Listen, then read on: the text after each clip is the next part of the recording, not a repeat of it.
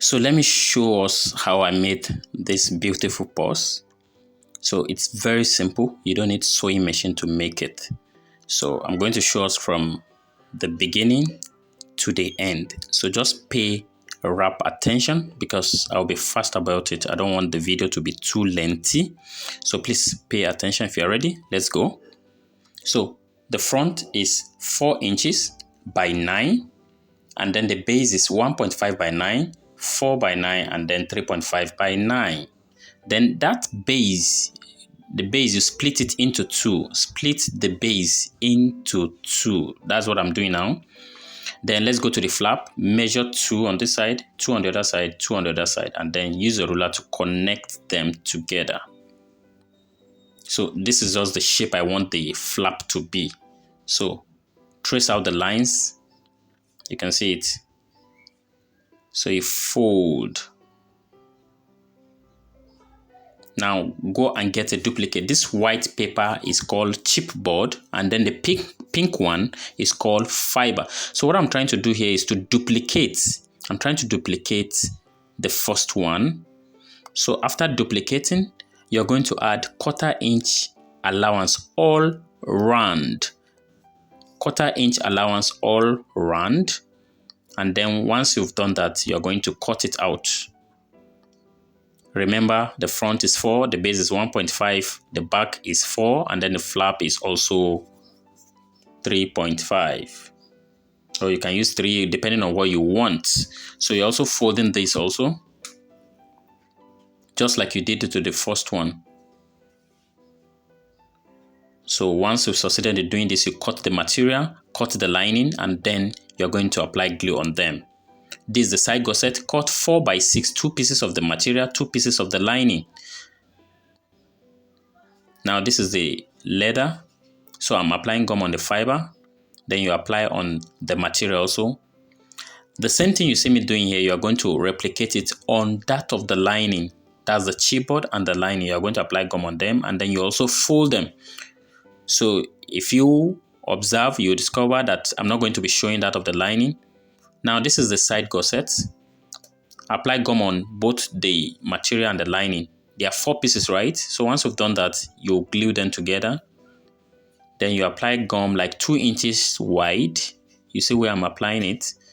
Allow it to dry, and then you fold in about 1 inch.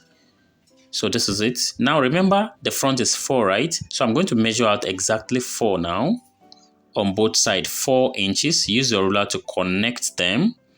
So once you've done that, now the base is 1.5. So I really want to bring out exactly 1.5. Whatever you have on the left and the right is the allowance.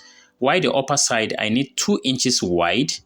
2 inches wide at the upper side, and the base side is going to be 1.5. Now you apply gum on the both side here, and then you're going to attach it. Remember, I apply gum on the edges, the extra allowance on the side gusset also. Take note of that. So this is how I fix the side gusset. You do the same thing on the second one, and then you cut out the remnant.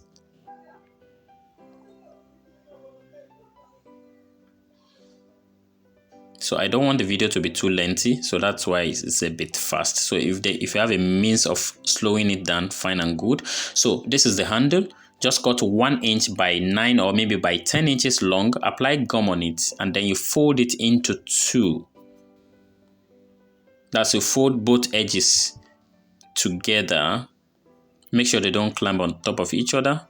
So just make sure they're at par, and then you fix it at the back panel of your bag. Use glue. You can use rivets to hold it. So once you've done that, you apply gum all over that of the lining and all over that of the material. You allow it to dry, and then we'll fix the 2 of them together. Starting with the base. Make sure you set it very well. Make sure the base of the lining and that of the material sits together. Then you flip it towards the flap.